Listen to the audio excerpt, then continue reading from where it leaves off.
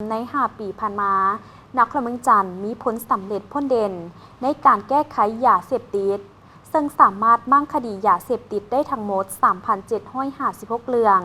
กักตัวผู้ถูกหาได้ 6,179 คนได้มั่งจุดมั่วสุมยึดของกลางได้หลวงลายท่านอาจสะพังทองศรีพันดอนเจ้าของนครเมืองจันทร์ได้ขึ้นรายงานต่อกล่องประชุมสมัย3 วันเทื่อที่10ของสภาประชาชนนครเมืองจันทร์สุดที่4แห่งฮู้ว่าปัญหายาเสพติดได้แพร่ระบาดอย่างกว้างขวางแต่ตัวเมืองไปสู่ชนบทกลายเป็นสาเหตุพาให้เกิดอาชญากรรมเพิ่มขึ้นอย่างน่าเป็นห่วงการเคลื่อนไหวของพวกเป้าหมายมีเล่ห์เหลี่ยมสลับซับซ้อนเป็นเครือข่ายที่มีการจัดตั้งเสื่อมโยงภายในและต่างประเทศทั้งนำไส้พาหนะและอาวุธที่ทันสมัยและเกี่ยมพร้อมตอบโต้กับเจ้าหน้าที่ในเมื่อถูกกวดพบหรือเข้าจับกลุ่มดังนั้นจึงมีความจำเป็นรีบด่วนเกี่ยวกับการแก้ไขปัญหายาเสพติดโดยเหตุนั้นรัฐบาลจึงได้ยกการแก้ไขปัญหายาเสพติดขึ้นเป็นวาระแห่งชาติโดยได้กำหนดจัดตั้งปฏิบัติในระยะปี 2021-2025 ซึ่งในการจัดตั้งปฏิบัติวาระแห่งชาติว่าด้วยการแก้ไขปัญหายาเสพติดระยะปี 2021 หาเดือนตุลาคมปี 2025อยู่นครเมืองจันทร์แม้นมีผลสำเร็จพ้นเด่น6หน้าเวียกจุดสุ่มคือจุดสุ่มที่1สร้างได้ความหับหู้ในทั่วสังคมด้วยการศึกษาอบรมโฆษณาเผยแพร่กฎหมายและผลให้ของยาเสพติดด้วยการโฆษณาผ่านโทรโข่งบ้านชุมชนโรงงานสถาบันการศึกษาและสื่อต่างๆทั้งได้ลงศึกษาอบรมเป้าหมายยาเสพติดอยู่ขั้นบ้านมีการควบคุมกวดการและเก็บกำข้อมูลการนำเข้าและนำไส้สารเคมีจัดพิธีจุดทำลายยาเสพติดที่ศาลตัดสินแล้วรวมทั้งหมด 4,968 กิโล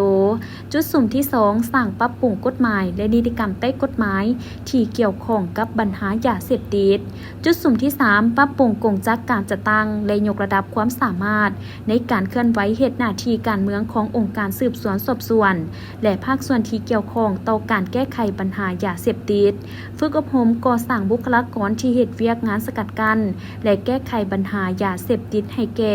ปกส.เมืองและปกส.บ้านได้อื่นๆจุดสุ่มที่4ยกสูงประสิทธิภาพด้านการคุ้มครองชี้นำการจัดตั้งปฏิบัติหอบด้านในเวียกงานแก้ไขปัญหายาเสพติดสามารถมากคดียาเสพติดได้ทั้งหมด 3,756 เรื่องกักตัวผู้ถูกหาได้ 6,179 คน148 คนเป็นคนต่างประเทศบรรลุเกิน100 ส่วน100ของเป้าหมายที่ได้ขึ้นบัญชีได้มั่งจุดมั่วสุมยึดของกลางได้ในปริมาณหลวงหลายทั้งได้ยึดทรัพย์สินได้มีการปินปัวผู้ติดยาเสพติดได้จำนวนหลายและยังได้ดำเนินคดีต่อผู้กระทำผิดส่วนผลสำเร็จของเวียกจุดสุมที่5ได้ปรับปรุงขีดความสามารถการเคลื่อนไหวเหตุหน้าที่ของระบบการเมืองแต่ละคันเพื่อชี้นำพาการแก้ไขปัญหายาเสพติดที่เกิดขึ้นอยู่ในขอบเขตความรับผิดชอบของตนโดยเปิดฝึกอบรมยกระดับเวียกงานโฆษณาเผยแพร่กฎหมายให้เจ้าหน้าที่ปกส.เมืองปกส.กลุ่มบ้านและกองรอน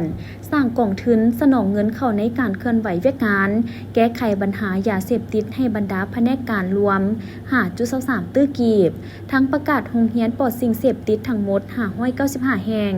สร้างบ้านปลอดยาเสพติดได้ทั้งหมด348บ้าน